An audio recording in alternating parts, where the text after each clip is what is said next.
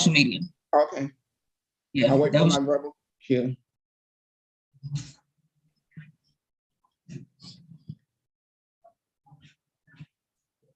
We're on. Okay. Well, hello, everyone, and welcome. We are returning from lunch. This is the Black is Back Coalition, our 6th annual electoral campaign school. I'm Lisa Davis, the vice chair, and we are coming on the conclusion of this very powerful 2-day presentation and webinar, and we have so much wonderful, empowering information to share with you. If you were not able to be here earlier, you're going to definitely make sure that you want to go back and view some of these videos. We have a lot of powerful information. And next, we're going to be talking about election laws and qualifications and all these kind of things and what we can do. And Brother Zaki Baruti will be now giving us a presentation about proportional representation. He will be sharing his time with our sister Coffee Wright. And we have 25 minutes for this segment. And uhuru, Brother Zaki, take it away. In my presentation, I don't know if I'm really need 25 minutes, and Ms. Coffee Wright has spoken, and she's one that's bypassed coming back up. So I'm gonna go back to the concept of, first of all, let me just say this has been an exciting weekend. Just want to salute the members of the Black is Back Coalition. Our organization stands totally in solidarity with the work of the Black is Back Coalition, and victory will be ours in our lifetime. So in that spirit, on behalf of the Universal African Peoples Organization, for a number of years, we've been pushing forward this concept that's called proportionate political representation.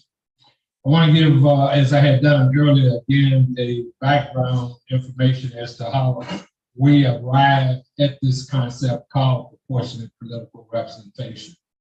Back in 1984, and being a student of politics, or politics as some would say, at that time, we did an analysis as to the number of Black representation in the political offices across America.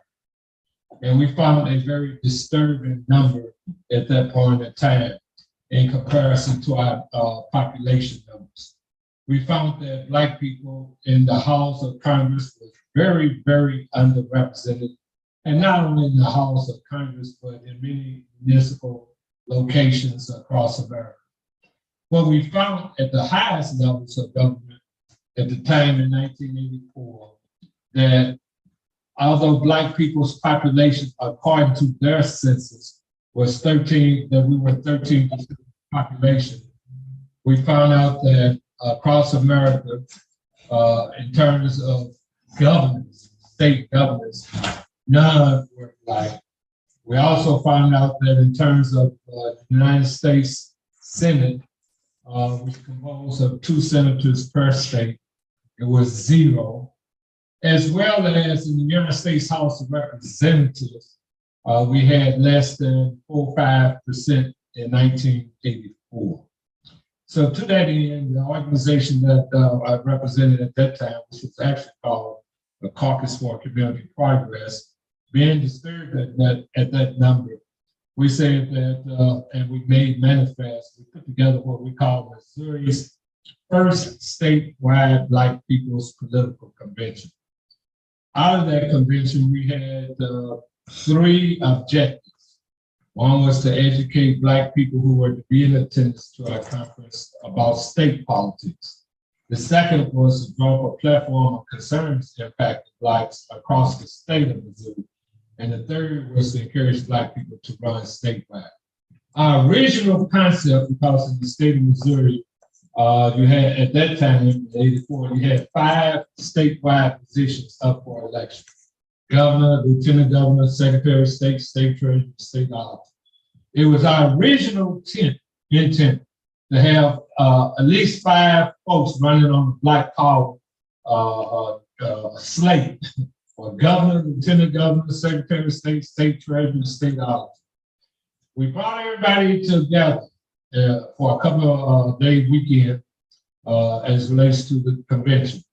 Couple hundred people, all of the so-called power hitters who were already politically elected, including at that time the sitting congressman from St. Louis, Congressman William Clay Sr. We also had the congressman from Ohio, Louis Stokes, was in attendance, and some powerful state Missouri senators, John Best, John Banks, as well as a political organization out of Kansas City called Freedom Incorporated. Everybody came and they really were high on the convention.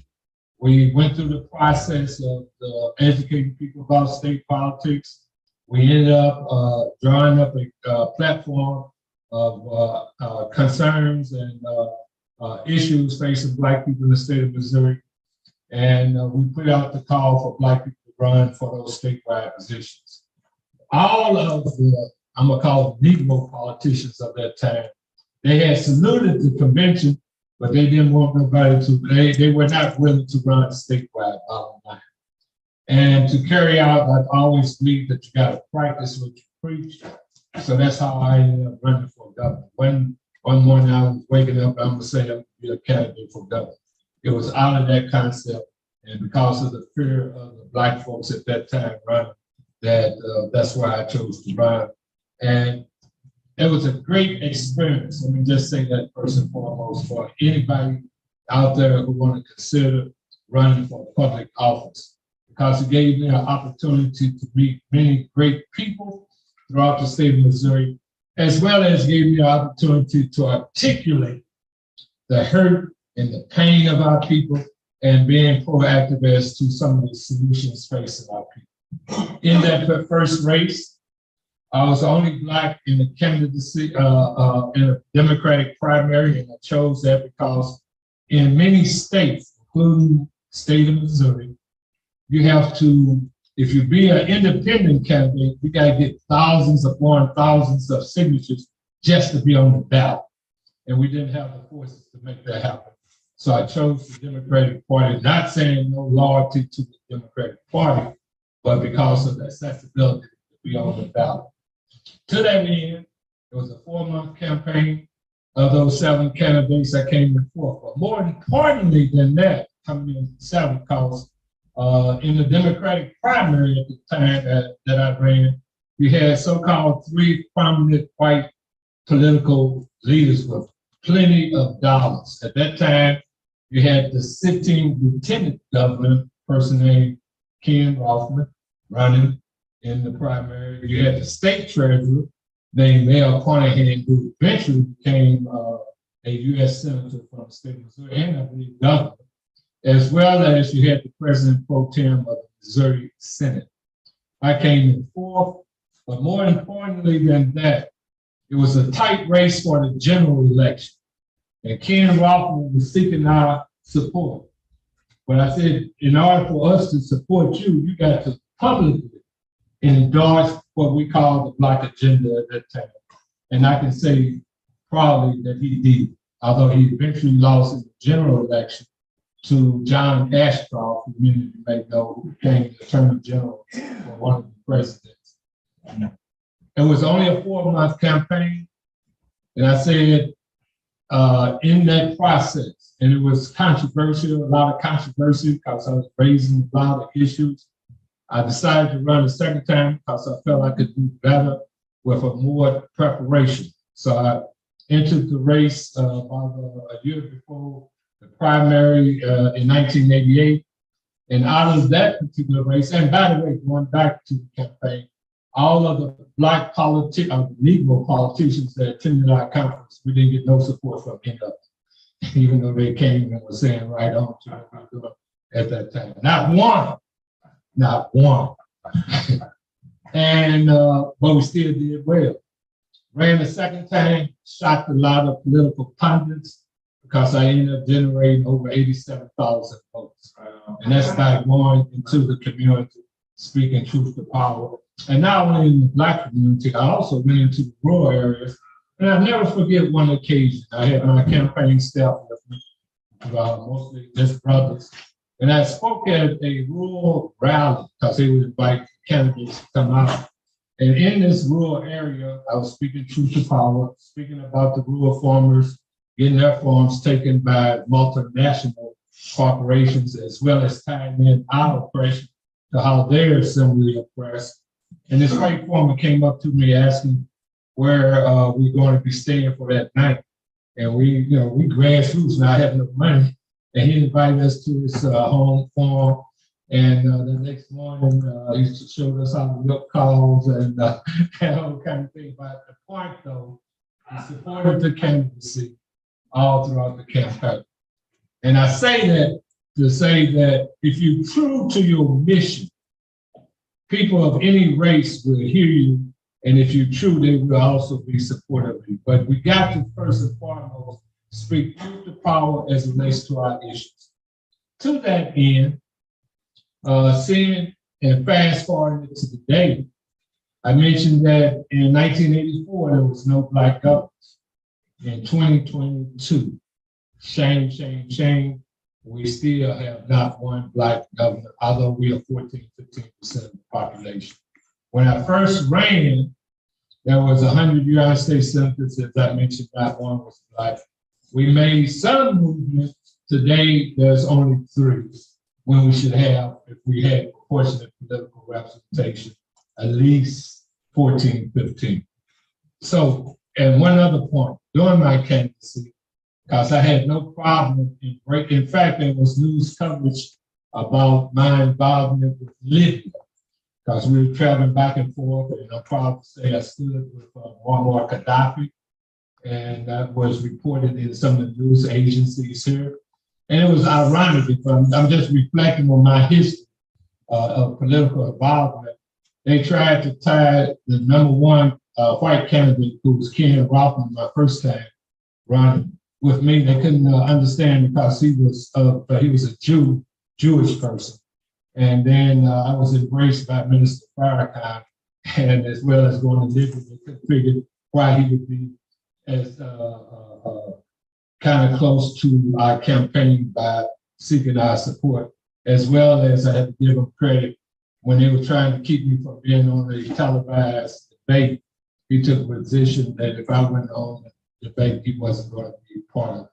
So I had to give him that credit on that level.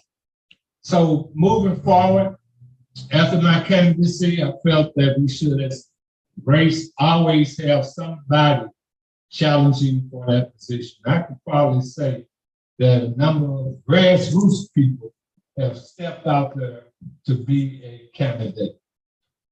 To that end, in fact, one of the representatives of the political organization called Freedom Incorporated, I never forget that the congressman at that time was Alan Wheat. And in meeting with Freedom Incorporation to try to get their endorsement, he pulled me aside and said if there was any time in my first race for a black man to win the Democratic nomination, not saying the general primary, but the nomination was the year that I ran. He eventually, because I have made an influence on some, ran for United States Senator in 1992 or 94. And he did win the Democratic nomination. But going back, it have not been too many black political misleaders running for that position. And so as an organization, we came up with this concept, again, going back to what proportionate political representation means. It simply means that we say that whatever percentage we are as a race of people, on the national level of government, which they say overall is about 15%. On state level, because you got different state populations of black people, and on local levels of government, the various cities and counties, that we should, wherever number we represent, we should have that percentage of elected officials. But sadly to say, there are over 500,000 publicly elected offices throughout America. 500,000, close to 511,000.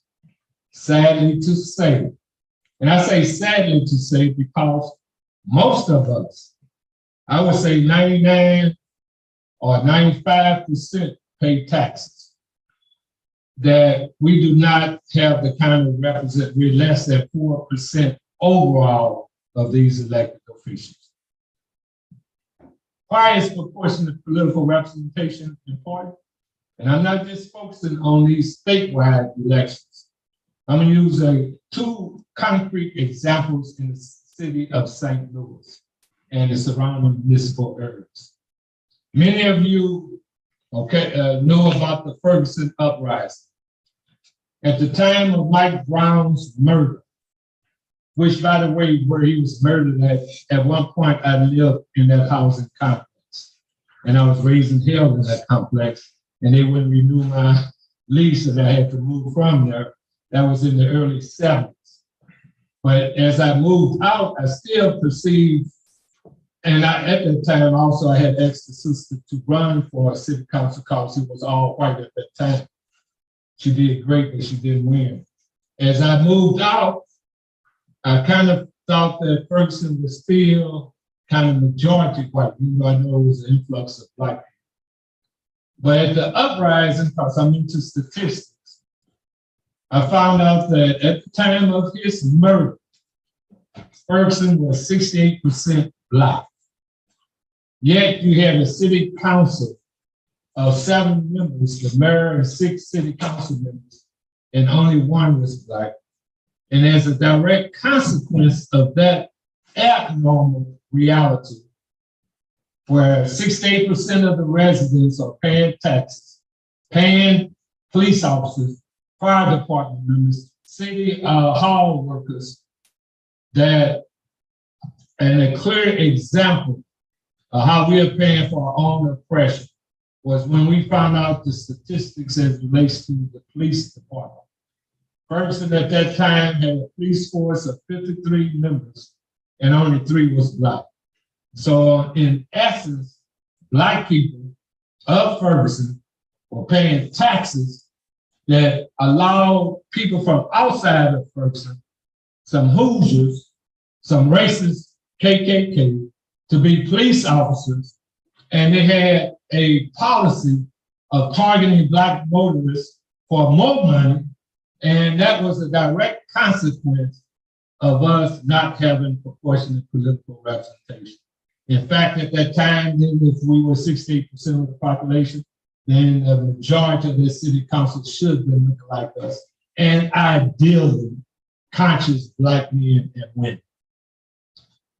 Another example, I was just sharing with the chairman, and it breaks my heart to even bring up this example. It's a municipality, and I'm sure it's like this all across America.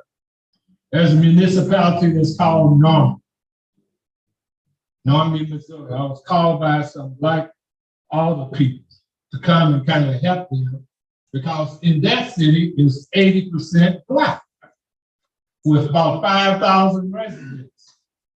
But they come in and asking me to help them get rid of a white mayor in an 80% town. But it was a force of 6 aldermen trying to get this white mayor out of a board of 8 alder people.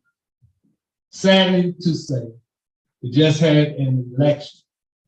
And 3 of those members who was against this white mayor, which by the way, I had put together a newspaper for where we were saying Mayor Beckman must go and laid out some of the reasons that he must go.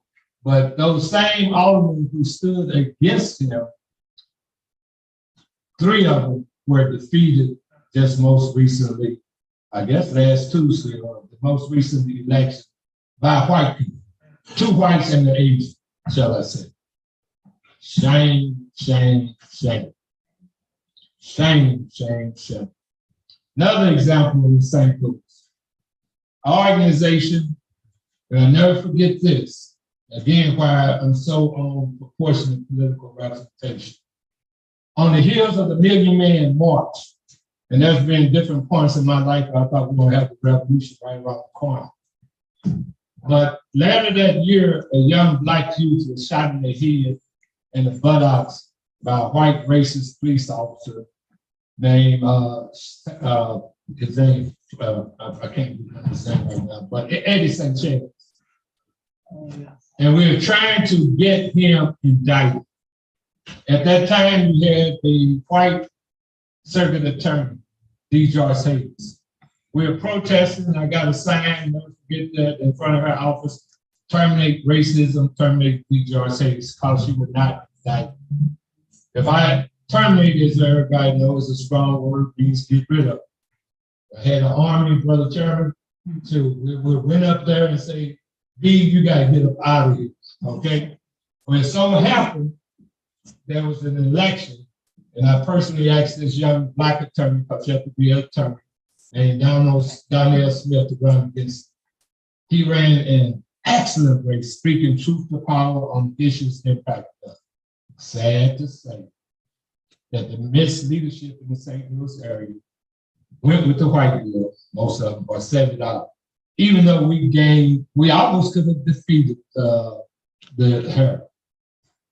So we had this situation where you had in a majority city, in one of the most important positions, circuit attorney, which is like a prosecuting attorney. In some other cities, they give their title. And they have the responsibility of either charging people or not charging people.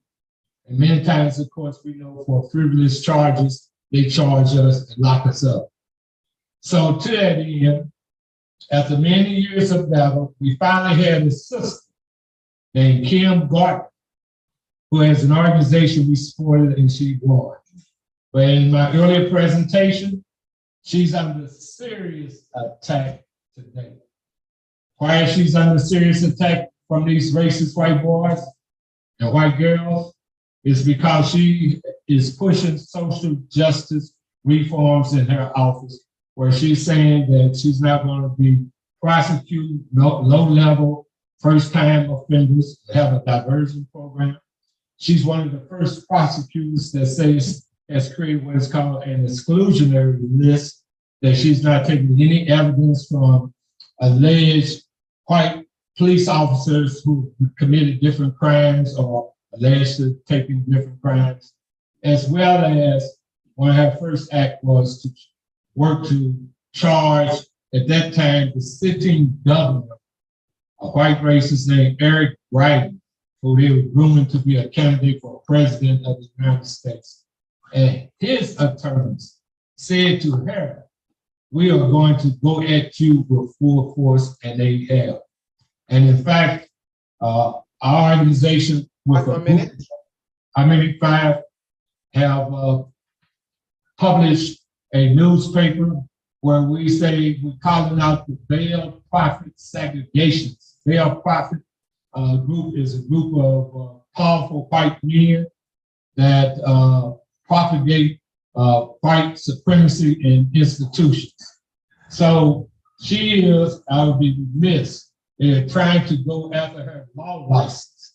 And in fact, they are having a hearing for anybody that's in St. Louis that's listening today on taking her law license in the morning, Monday morning at 9 p.m.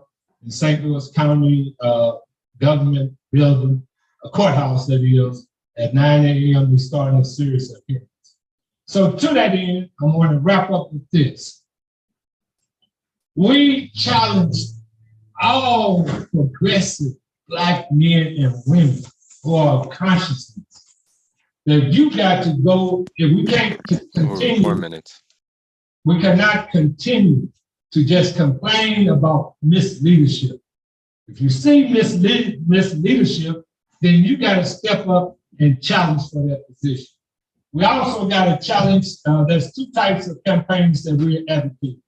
One is principle, which is challenging for positions of governorship, as well as U.S. senators, because there's 36 U.S. senatorships that's up for election this year. I'm proud to kind of say that I guess we've been pushing that because the first time in American history that in 17 different states we do have Black candidates. I don't know that all the ideologies, but I know here in the state of Missouri, we have a sister that's named Carter Coffin Wright that has embraced the 19 points of Black self-determination. So we need to have a national movement to support her candidacy, especially in light of the fact that there's no Black females in the United States Senate. So that's what I hope I have laid out, the concept of proportionate political representation. Ideally for me, in the year 2022, in that there's 33 United States Senate seats up for election, 36 governorships, it would have been really ideal for me if we had had 20, 30 candidates all supporting the 19 points of Black self-determination and other issues impacting us for U.S. senators and governors. That would, the whole world would take notice that Black folks is saying that it is time for us to seize power. If we're gonna be true to social justice, governors can, we got political prisoners, they have by their power, can free folks through commutation by their executive order. So we gotta seize state power. Seize state power. Seize state power. Proportionate political representation is a methodology to seizing state power. Thank you. Uhuru Brothers Aki, thank you so much. And I can get with seizing state power and seizing the whole damn thing and throwing it away and you know, implementing Black power. Absolutely. But if I may say this too, clearly though, I recognize the fact that politics won't free us. But I want to make sure everybody understands that. It's simply a method that can be used to educate our people for the issues that's impacting us also. But as well as I had said earlier, as far as political parties, I always like to quote the Honorable Malcolm X, who said both parties, one Republican and the major so-called political parties, the Republicans and the Democrats, one is a fox, one is a wolf, and they do what? They both eat you. They've been eating us for years. Uhuru. Okay. Next, we will be bringing up Brother Khalid Rahim. Okay, Brother Khalid Rahim, he will be discussing election laws and qualifications for running for office. And let me give you a little bit about his background. Brother Khalid Rahim, he is the chair of the New African Independence Party based in Pittsburgh, Pennsylvania. The New African Independence Party is a political party dedicated to the pursuit of social justice, human rights, and self-group determination on behalf of the Black New African people. Uhuru, Brother Khalid, how are you?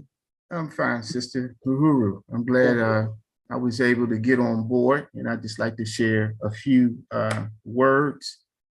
I do believe a PowerPoint presentation that I had previously prepared should be available.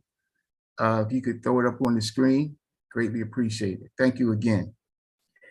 So yes, my name is Khalid Rahim. As Sister Lisa had just mentioned, I'm part of the Black is Back Coalition, and I represent the New African Independence Party. We're a radical, revolutionary, independent Black political party. We were founded in 2012, and we've been organizing and dealing with electoral politics as well as community service for over the last 10 years or so. There's been a lot of talk about the Voting Rights Act, and there's been a lot of talk about elections and campaigns. So what I'd like to do is just dig a little deeper this year into the Voting Rights Act. I'm not necessarily going to talk about the laws within your particular jurisdiction, your state, your county, and what it takes for you to run for office. I think a lot of people earlier today gave some very good examples and role models of what we all would need to do in order to run for office. In the NAIP, we've ran for office over the last several years, and it is quite an experience. It takes a lot of time, it takes a lot of energy. But what I'd like to do now is talk about the Voting Rights Act and give some historical background and talk about what it means for us as we move forward. Next slide, please.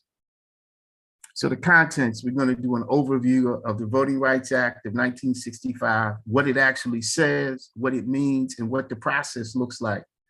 Recent challenges and the weakening of the Voting Rights Act, the response of various states, and more recent developments since the November 2020 elections. For example, proposals, new laws, executive orders, and things of that nature. And then we will conclude. Next slide, please. So the Voting Rights Act basically came out of what people refer to as the Reconstruction laws or the Reconstruction legislation, the laws that were developed during the post-Civil War era. Basically, the 13th, the 14th, and the 15th Amendment. 13th Amendment basically abolished slavery. 14th Amendment dealt with issues of due process, equal protection under the law, and citizenship, especially for the newly freed slaves. And the 15th Amendment dealt with the right to vote. The 1965 Voting Rights Act was specifically developed as a tool to enforce the 15th Amendment. And that's the thing I think a lot of us kind of misunderstand. The 15th Amendment actually gave Black folks in this country, along with other folks, the right to vote. But it wasn't enforceable to the extent that it should have been. The 1965 Voting Rights Act was developed specifically as a tool to enforce that amendment. It resulted from community organizing and mass mobilization of forces within the United States and the heightened awareness and international concerns regarding the plight of Black people domestically. I think that Chairman O'Malley and others have spoken previously to the multiple anti-colonial struggles and national liberation movements that were going on around the time that the Voting Rights Act was passed. Well, the Voting Rights Act was not passed without a tremendous amount of organizing and without a very bloody struggle that led up to that moment.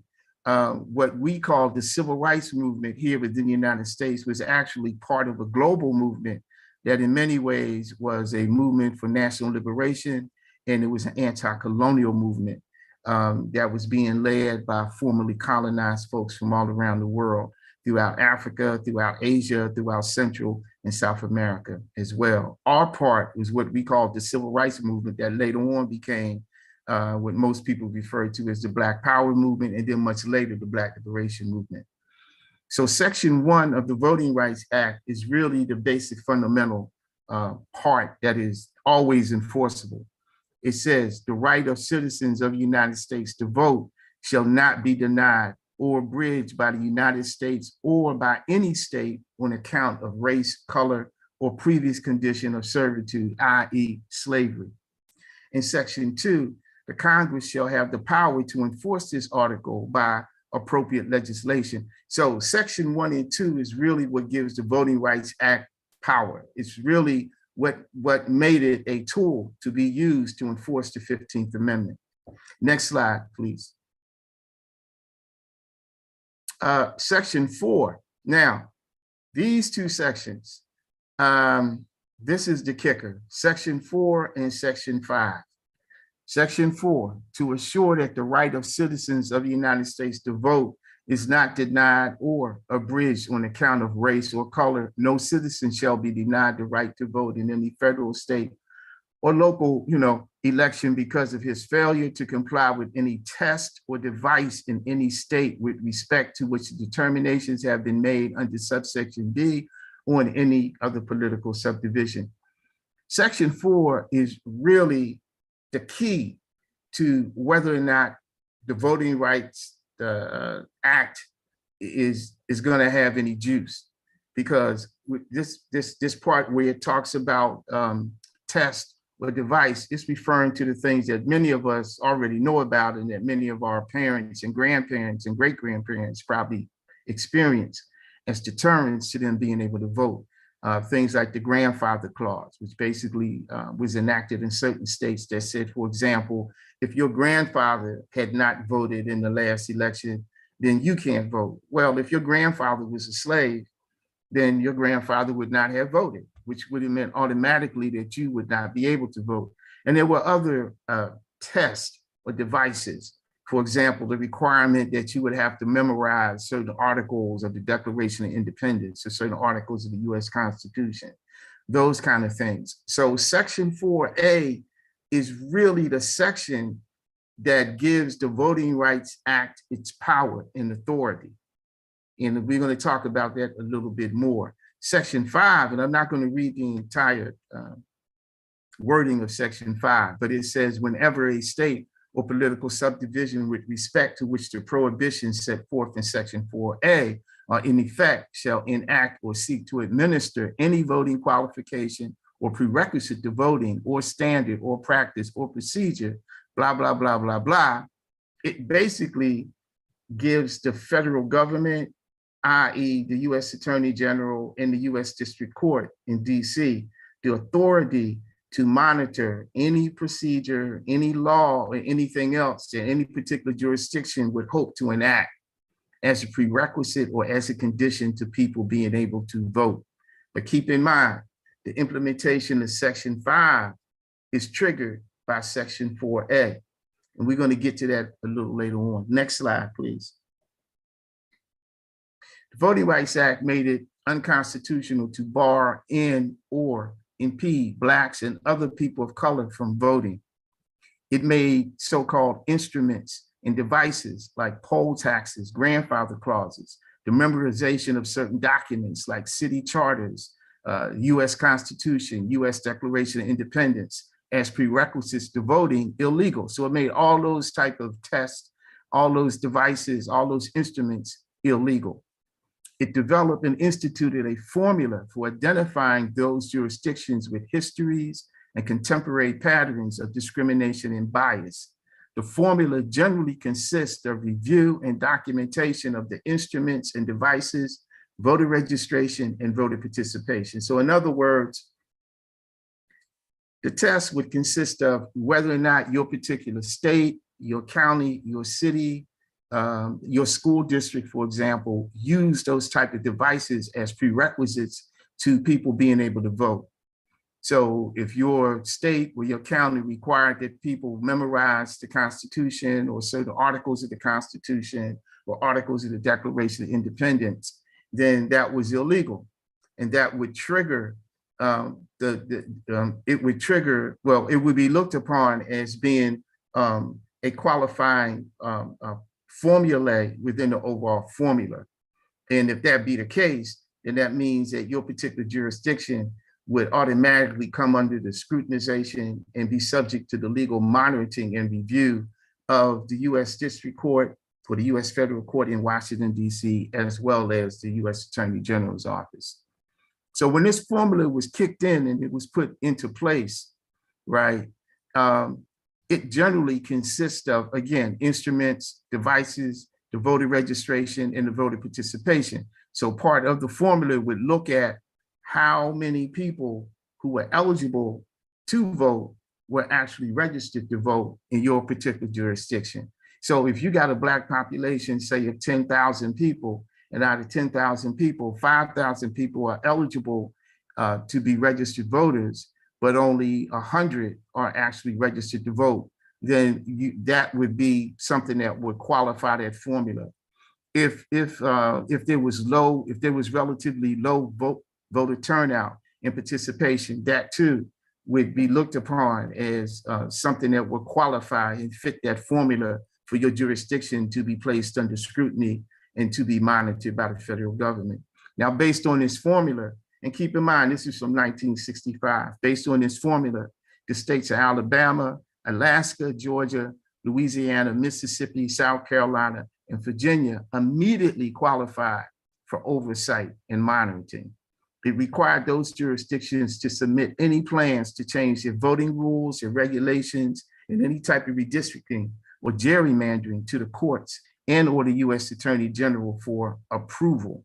And so that was the whole thing that made the Voting Rights Act a powerful tool that could be used to further Black franchisement or enfranchisement, was that if we lived within the jurisdiction And there were patterns and there were histories where we had low voter turnout from the Black community, or we had people who could be registered voters, but they weren't registered voters, or we lived in a jurisdiction where they required people to memorize city charters and constitutional articles and the Declaration of Independence, and would disqualify us because our grandparents didn't vote, namely our grandfather didn't vote.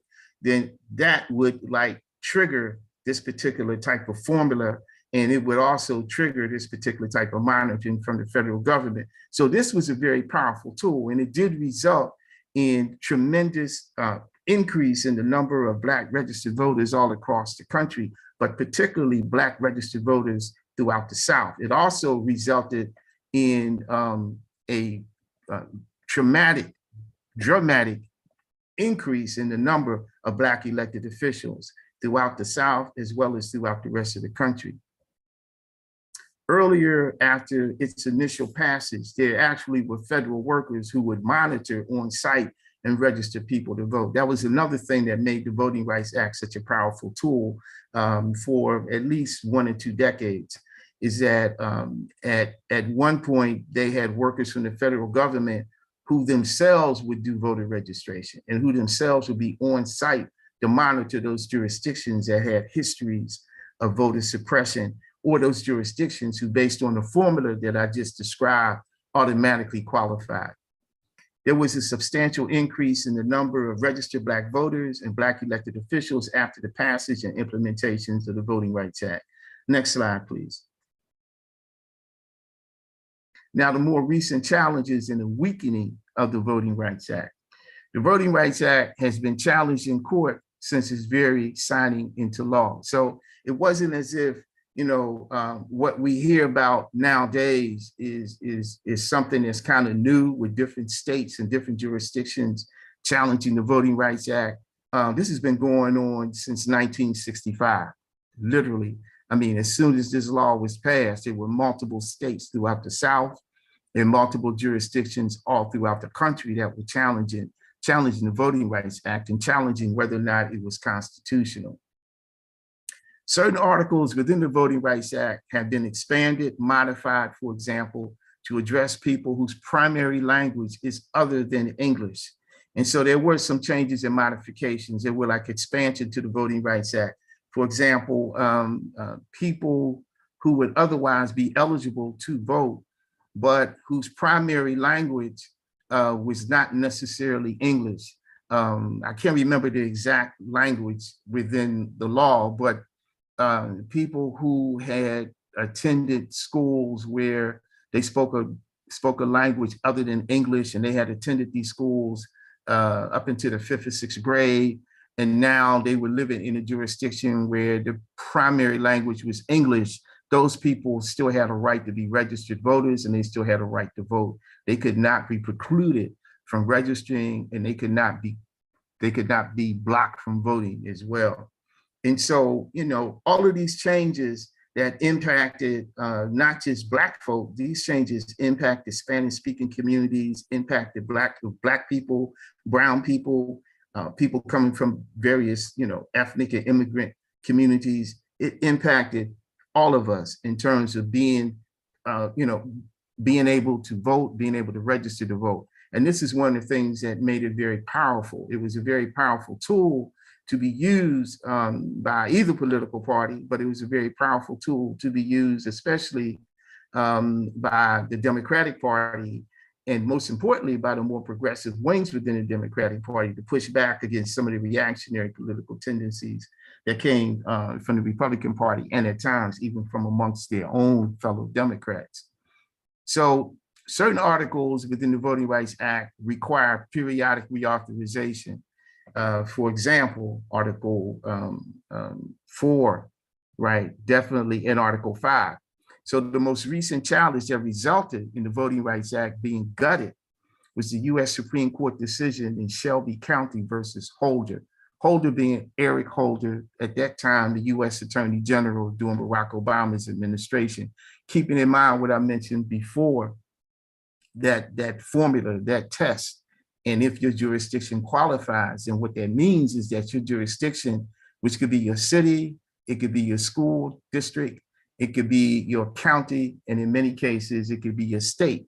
That means that any voting, any voter registration, any changes or any proposed changes in any type of election laws, before that jurisdiction could pass and sign off on any law, it had to be monitored and approved by the federal government, because your jurisdiction had a history of voter suppression, or your jurisdiction, even more recently, qualified based on the formulae that I had explained earlier about the number of registered voters, the number of people who actually voted, and whether your jurisdiction continued to utilize those particular instruments that people recognize would lead to voter suppression.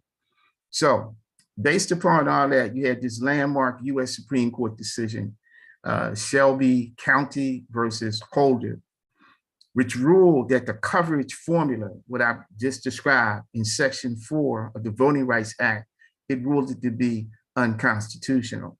And basically what it got down to, and I cite this here, that the legal narrative being that the overall conditions, devices, and instruments that gave existence to the creation and signing of the original Voting Rights Act no longer exist. So therefore, there was no need, because there were no longer those type of instruments and devices like grandfather clauses, forced recitation or memorization of the articles of the Constitution or articles of Declaration of Independence. Those type of devices were no longer being used. So if those devices were no longer being used, then there was no need to kick in Article 5 of the Voting Rights Act, which is the supervision and the monitoring, right? And so that was the tricky thing.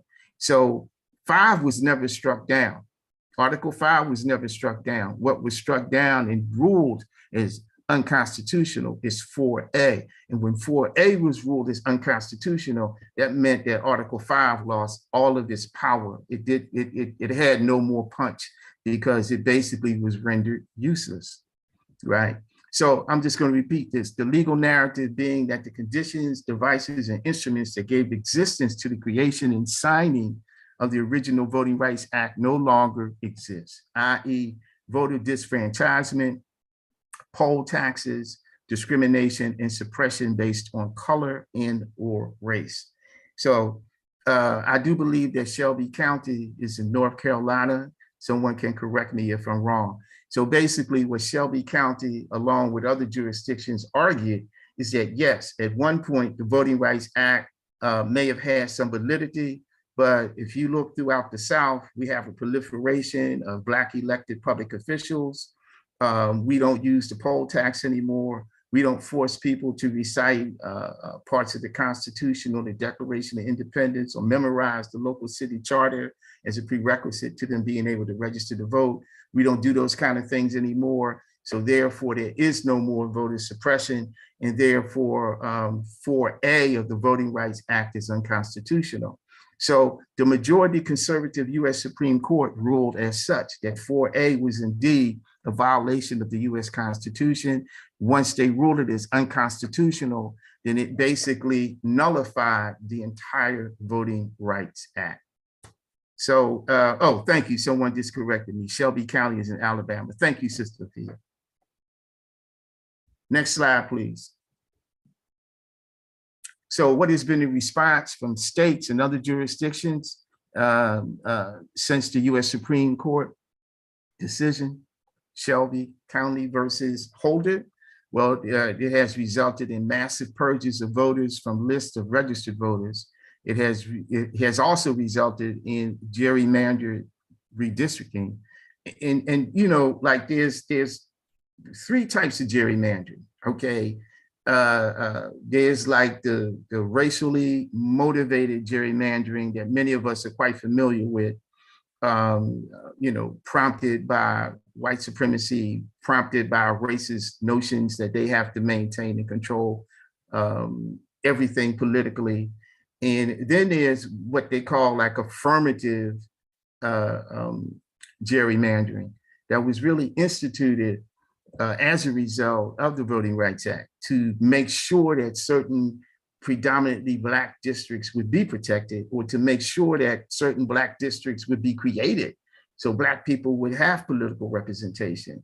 So there was affirmative gerrymandering, and then there's the traditional white supremacist, racially motivated gerrymandering. And then the third type of gerrymandering that is actually, it's a product of mass incarceration, is prison gerrymandering, where you may be incarcerated, you may have been arrested, you may have been locked up and prosecuted in Philadelphia County or in Allegheny County, but you're sent off to some prison in some other county far, far away from where you live and from where you were born. But that particular county and that particular, congressional district, they count you as one of their citizens. And so they use you and they use those numbers of incarcerated people in order to qualify for additional federal and state funds. And so we have affirmative gerrymandering, which in many ways was a progressive and a good thing. We have the racially motivated white supremacist gerrymandering that the Voting Rights Act sought to dismantle, or at least to check, right? And then we have prison gerrymandering, which is a relatively recent byproduct of mass incarceration. So, and we also have, as a response from the states and the other jurisdictions, coordinated introduction of what I refer to as cookie cutter voter suppression type of legislative proposals all throughout the United States, particularly in those states and jurisdictions that previously were under monitoring and supervision via the Voting Rights Act. For example, just in 2021, there were over 19 states that passed some type of restrictive voting laws, right? And it was about 19 to 20 states and about somewhere between 200 and 300 different bills that were being floated in different houses and senates, state houses and state senatorial governments, right? That dealt with voter suppression, that promoted some form and some degree of voter suppression. Also, there's very stringent now as a byproduct or as a response from the dismantling of the Voting Rights Act, very stringent voter registration requirements, the reduction of access to polling places, as well as restricting mail-in voting. Notable states that have been part of this are Florida, Georgia, Arizona, and Texas. Next slide. Thank you.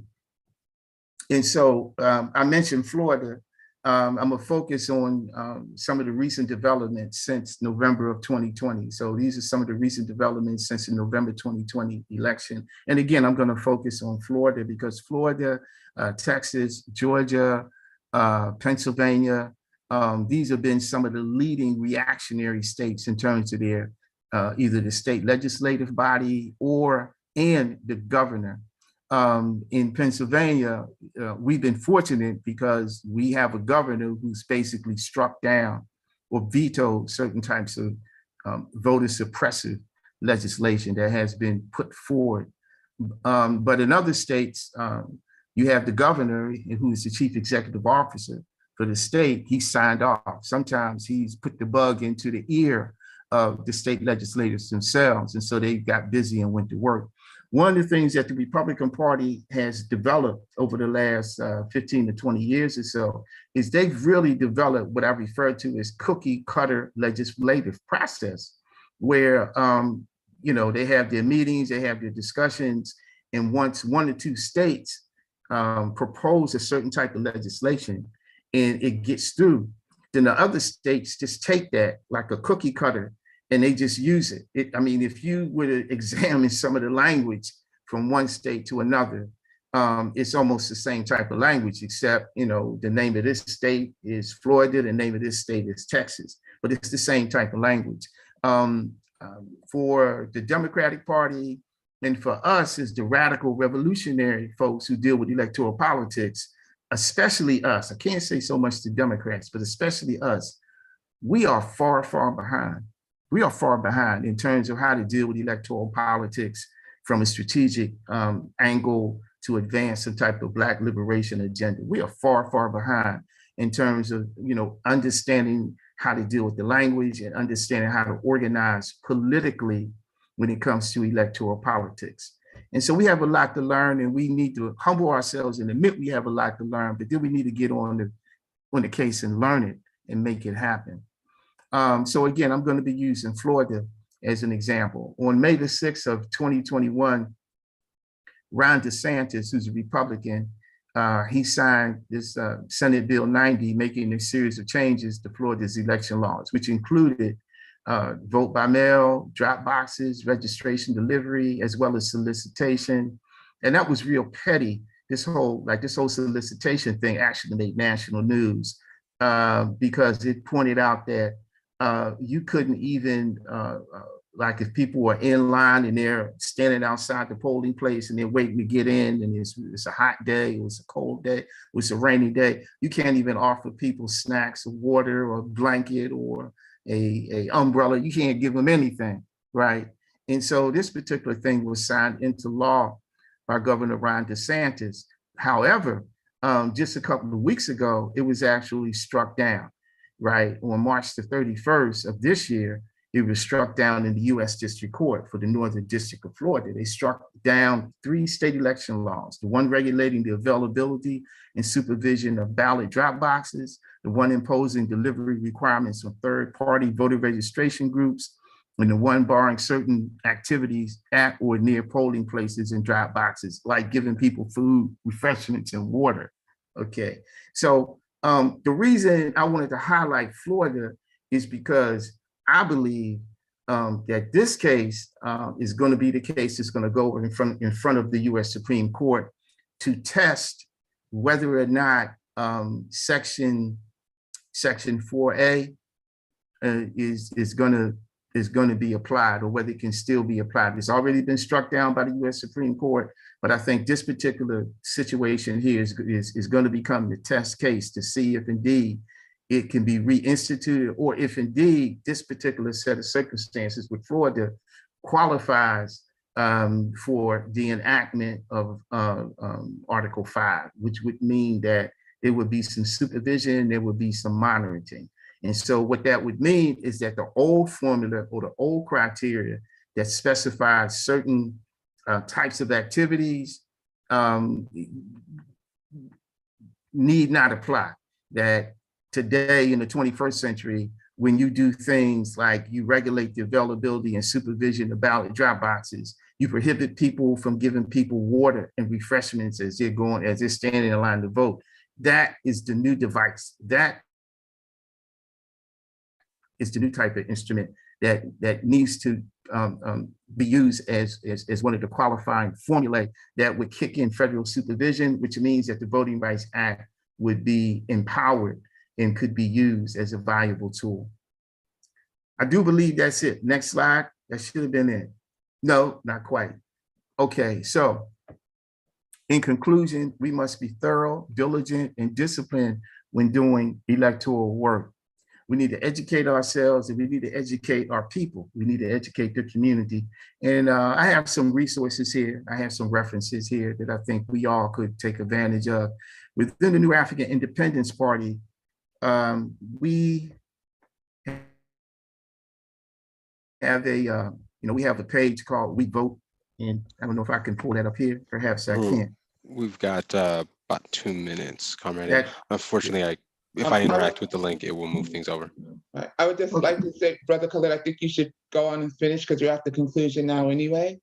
And I don't think you could. I don't know. Yeah. So I don't think I can put that up. But anyway, I'm looking at the conclusion page here. So here's some references here. I would suggest that people, again, be thorough, be diligent, be disciplined.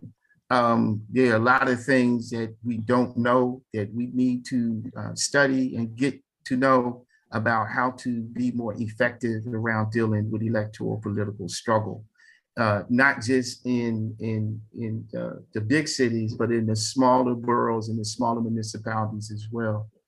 Okay, Uhuru, that's it. Uhuru.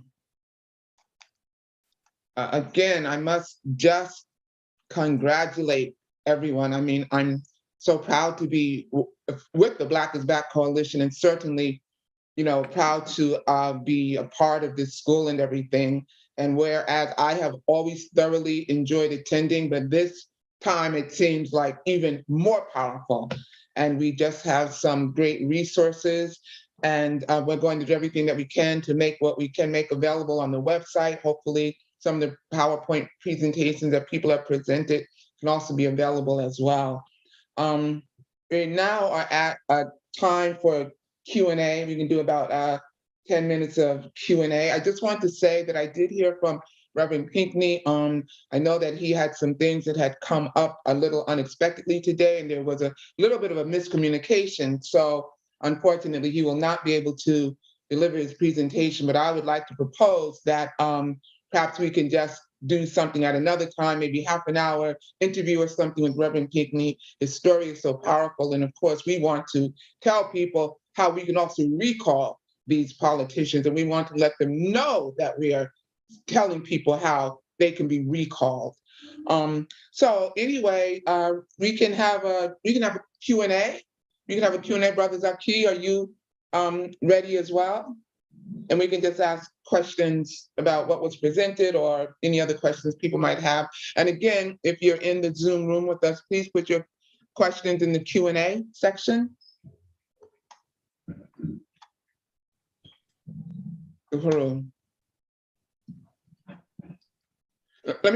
I'll just kind of lead in a little bit. And Brother Khalid, you were giving us so much information, but this whole concept of this Voting Rights Act kind of just blows my mind that any part of it would have to be renewed, or that it just blows my mind with that. I just had to say that. I have to go back and really digest what you were just presenting. But I didn't know if anybody else might want to say a little bit about that, or, I mean, how do we even begin to organize around that act in and of itself, if we are even so inclined to do that? Oh, thank you. I think we need to continue to push that the Voting Rights Act be expanded. We need to demand and organize that the formula be changed and be altered. We have some great legal minds amongst us, and we need to get those great legal minds and scholars, especially those who are legal constitutional scholars. We need to get these great legal minds together because we need to push the U.S. Supreme Court to come up with some different type of decision and interpretation regarding the Voting Rights Act. We need to make the Voting Rights Act permanent in the sense that not just Article 1 of the Voting Rights Act, right? But we need to make the Voting Rights Act permanent, period. That voting is more than just a guaranteed right. We need to make sure that whenever any jurisdiction, whether it's the school district, whether it's your city government, whether it's your county or your state, engages in any type of activity that smells like and looks like it's voter suppression, then automatically it should come under supervision of the federal government or some higher jurisdiction that is able to help to make the necessary corrections and changes. But the fact that the Voting Rights Act was gutted because 4A was ruled unconstitutional, that should send a message to a lot of people, especially people who recognize that even in a seriously flawed so-called constitutional democracy like the United States, when you start to lose basic guarantees such as like the right to engage in public discussion, the right to engage in free speech, the right to publish what you want to publish, when you start to lose those rights along with the right to vote, then your options become very limited. And at some point, the next step has to be armed struggle.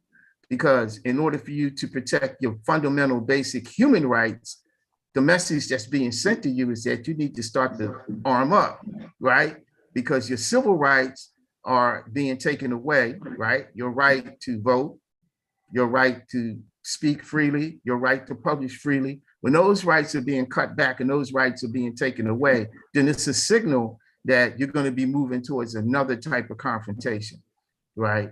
And so unless that's something that we want to see happen right away, then we need to do everything we can to try to protect the civil rights and civil liberties that we do have as we move towards being able to position ourselves to take the power that we ultimately must take. I'm not sure if we're strong enough to do that right now, right? And people may have some different views about it. But certainly, I think we need to be organizing around the Voting Rights Act. I think we need to be looking at other proposed legislations that have been put forward in lieu of the dismantling and gutting of the Voting Rights Act. There was the John Lewis piece of legislation that was put forward. And if I remember correctly, that was a mainstay during Joe Biden's campaign, right? About they were to do so much to protect voting rights, especially for the Black community. Well, the John Lewis thing fell flat on its face, right? Not only couldn't the Democratic Party get the type of juice that it needed amongst its own party members, right? It definitely was going to get no juice and no love coming from the Republicans. Well, right? I want to add something, because the more you talk, the more my blood boils. And it's like when you say that, we are some very smart, intelligent people. But the saddest thing is that we keep on doing the same old stuff, expecting a different result. Now, what you just laid out was a phenomenal presentation of how this whole stuff is rigged up. It's all rigged up. So my concern is, do we keep on trying to go to the fox that's been guarding a hen house to fix this?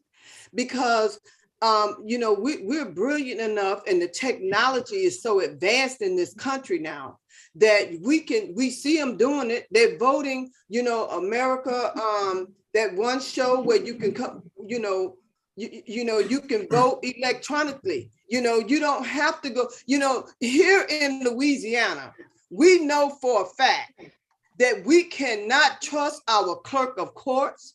We cannot trust the ballot, the boxes, none of that stuff, because they have rigged it. They have manipulated it to do exactly what they wanted to do with it. So this whole process, to me, it should be just over with. That's the reason why I think if they just trying to see if we're smart enough to keep on doing this same old stuff and telling us, oh, we got the golden standard of the world. Our voting process is the best. We don't have no problems. That's a lie. I just got a message. Someone said the chairman has something to say. And let me just say, you all, especially to the panelists, because I can't really see everybody. So if you do have something to say, and if I'm not acknowledging you, please just jump right in the room. I'd like to comment on that and also kind of speak to what Sister Belinda had just addressed. I think coming out of Ferguson, our organization had a publication where we're saying police violence, America on trial, moving forward, how do we respond? That's one of the, as a group of people in America. And we put out there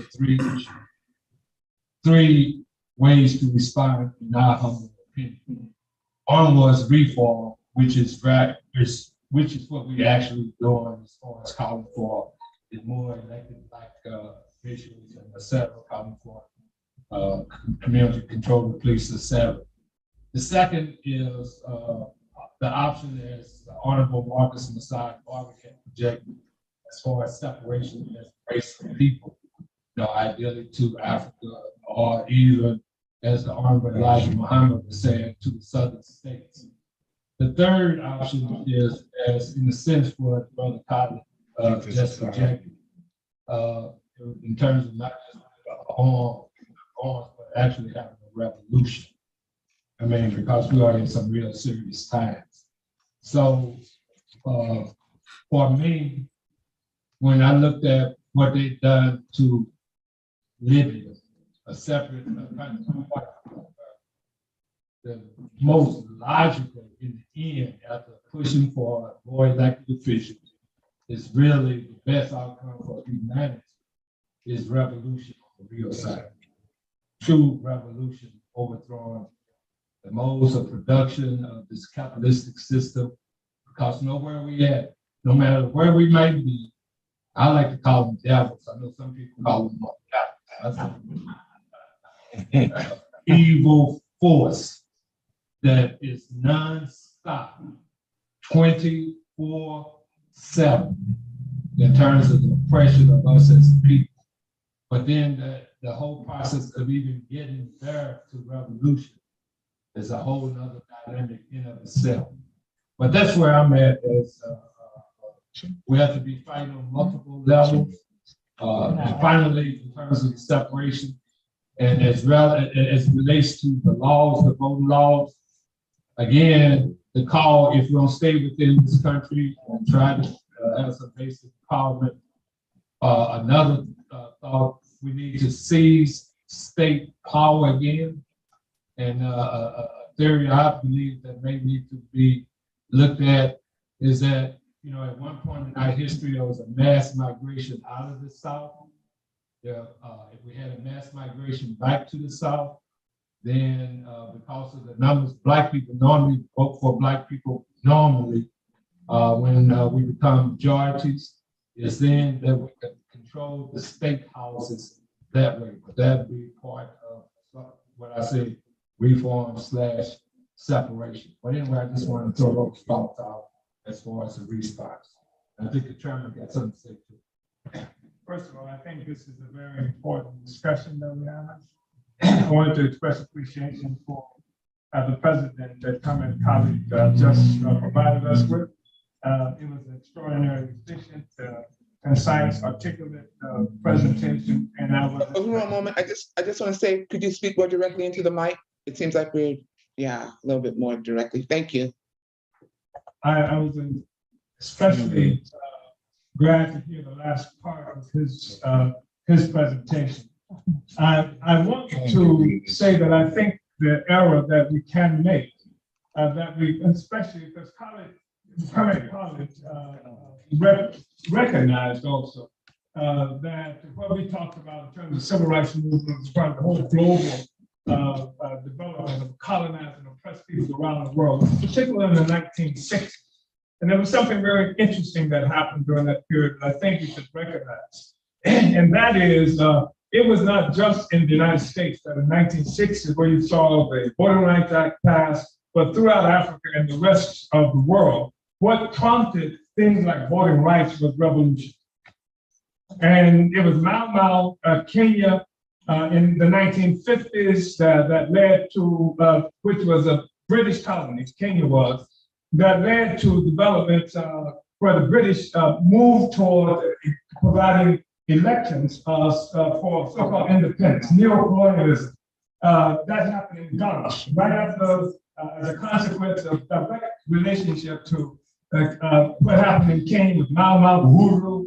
Then Ghana, England made it possible for elections to happen in Ghana. We saw in Congo, some of us how Lumumba came to be elected, except in Ghana and in Congo, it backfired because the British had already decided who should be elected. They had their own guys who were supposed to get elected, and Nkrumah and Lumumba were not supposed to be elected. In fact, Nkrumah was in jail and had to be brought out, and they won these elections. And the same thing is happening throughout the world. The development of the revolutionary process, anti-colonial movement, made it necessary for the colonizers to open up another door, preferred door for them, in terms of maintaining colonialism, even if it was characterized as neocolonialism. The election became the process. So it happened in the United States, but it happened, look at it, you see it happen all in many different places around the world. It was revolution. The potential of an anti-colonial revolution that forced them to open up a particular kind of door for Africans to continue to participate in the processing, and it became a sort of a relief valve. I think that's something that we will discover. The other thing is this. I think that our determination has to be free, period. To be free, be in control of our own lives, to be a self-governing people, because you can't even have dignity as a people as long as somebody else is sitting on you, making the laws that can say if you can be free or if you can't be free. And I just think that has to be what it is about. And that means revolution, ultimately. But Comrade Zaki Baruti said, he mentioned three possibilities. He said something about reform, he said something about separation, and then revolution. I don't think they're separate. I think revolutionary strategy will have you using reform. That's what college is providing with us, an understanding of you can use reform. College said that at the moment they shut it down, then it becomes clear to some people that armed struggle is the only option. And the fact of the matter is armed struggle, I can say that now, is the only option. But we have to move in a way strategically to mobilize the masses along with us, but you just can't say, we're gonna vote till they say we can't vote anymore. You've developed a process along the way, and part of the process is utilizing this so-called reform to raise the level of the people and get greater organization and help the people. That's why political line is so important. That's why ideology and philosophy is so important. So that even if you're running for an election in Ferguson, you know this is not the end. We're going all the damn way. And this is just a stepping stone to take all the power. We have to have all the power. We cannot grant power. We cannot share power with anybody else over our lives. All of it, every bit of it. Damn what the Constitution says. Damn what Biden, anybody else says. And so I'm just saying we develop a whole strategic approach to take it off. And so we'll use reform to get to the revolution. We're not using reform as an end unto itself. So even when we're talking about election, we're moving in a way that takes us all the way. That's why we have a coalition like this. I got a coalition just like this. Have this kind of discussion that can utilize the genius, the brightness of comrades like college to say, this is how this part of it works. This is how this part of it works. And then he says, because if you shut the door on this, then the only option is armed struggle.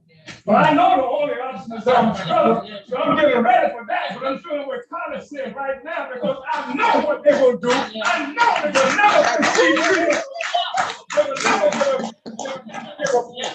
We're going to have to take it. So we're going to have to use whatever is available, and college is absolutely correct.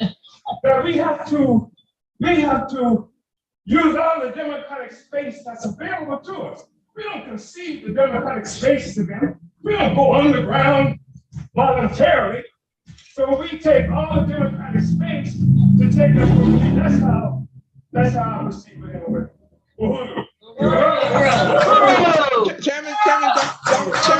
Chairman, come back. I mean, I knew he was gonna get fired up because he know Well, we're almost just so everybody can know the rest of the agenda because we're like really at the close of the program now. I didn't know, Sister Belinda, if you had something else you wanted to say before we close out question and answering, but I just want to say we are at the close of the program and the chairman is going to close this out, and we also have space for announcements if anybody has any. But so if you just, want to say what you had to say, but I'm like, Chairman, you might as well just come right back. Right. Oh, go ahead, Brother Khalid. I'm sorry, go ahead. I want to wait until we get to the announcement. So I do have an announcement to make about an upcoming event. So okay. I'll wait. So Sister Belinda, do you want to conclude what you have to say? I believe Sister Nelly has her hand up. Started in this conversation, but I know that we got to conclude. So so we can move on with the agenda. Okay. Because I might not stop if I start talking. Sister Lisa, Nelly has her hand up. Sister Lisa. Who has your hand up? I'm sorry, I can't. Nelly. Yeah, the chairman got us all fired up. Now we got to shut down. That's a crying shame. But now somebody says, Sister Nelly, did you have your hand raised? Yes, I did. I'm just seeking information. Where can people go online to log in, to link to this webinar that we've had, this 2-day conference? That's number one, because I know Ifia Wangaza wants that, and that's very important. And number two, can we access this on Facebook, or was it on Facebook at all? And also, I would like to be in touch with the brother from California to make a contribution to his campaign. So that's my final thing. How can people get this webinar? And we inform people how to get the webinar. I think this is really important. And I know that immediately all the steering committee people should have access to this, and how do we make this happen? And Sister Nellie, you've been a member of the steering committee, we just can't see you at the meeting, so, What? I'm sorry? I said, you're a member of the steering committee, we just haven't seen you in the meetings. Uhuru, I can answer that question. Comrade Chairman. No, Yes. Uhuru, go ahead. I don't think he said It's something. been live streamed for the past 2 days on Facebook as well as on YouTube. And you know, it's been recorded, so once the program ends, you'll be able to see it back. However, we have captured it as well. So if there is a specific part that we can make sure that you get that presentation. Go ahead, Chairman. No, I just want to say that I just want the steering committee to have access to it all. Yes. Right, thank you. Tell me what to do. So you could steer So, on You know, I wanted to you know, I had left out something in my notes, if you allow me, just real quick. I just wanted to say that it's so important that you count your own votes, especially after listening to Brother Khalil's presentation. You know, that's one of the ways where I know I won. I knew how many votes were there. I counted my votes. And then when they said that the vote, whatever it was, the number was that I won, I already knew I had won because I knew what the number of votes that I had already recruited for my campaign. So that's very important. Count your own votes before they go to the poll, just in case they do want to try something tricky. also, we got somebody, one of our tech people said he can also answer the question about where the this webinar is available. Brother Jamal, did you want to say something more? Yes. Uhuru. The video itself is now streaming live as well as all previous parts. All previous parts are on YouTube and we are streaming live as well. We are streaming live on Facebook. On YouTube, you can find us at Uhuru TV. That is uhuru.com/Uhuru TV. On Facebook, it is streaming on the Black is Back Coalition Facebook page. Uhuru. Uhuru. And we will make sure that we have all these links and everything on our website. And Brother Khalid, you said you had an announcement? You're muted. Yes, I did. I wanted to announce an upcoming convention. And I'm going to put the information in the chat. And Brother Jamal, if you could let me do a share screen, I could put something up in terms of the registration itself. There is no restriction on the share. Okay, great. So I'll do a share screen as well. I just put something in the chat. This is the National Black Radical Political Convention.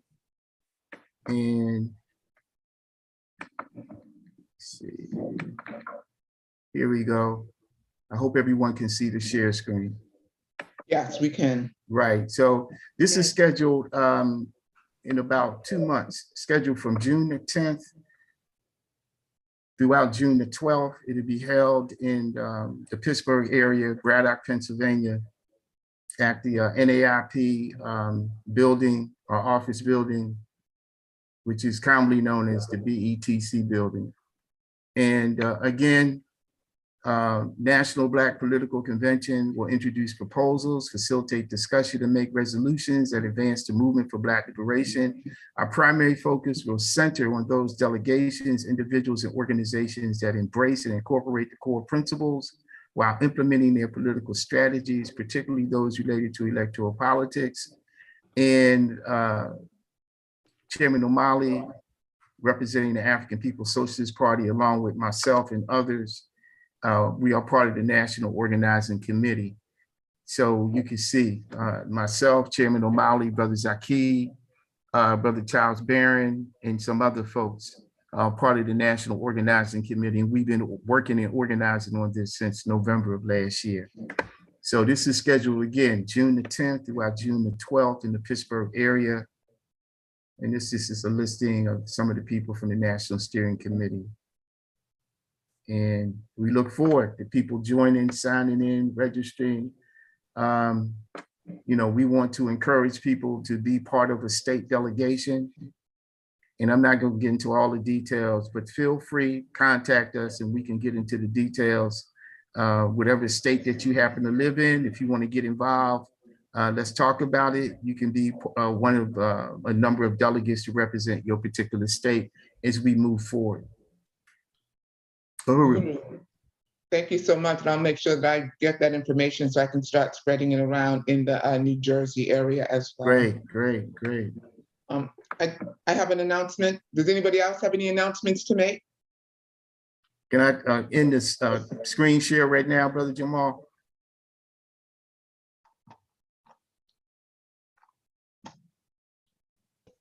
Absolutely. Okay. All right, there we go. Okay.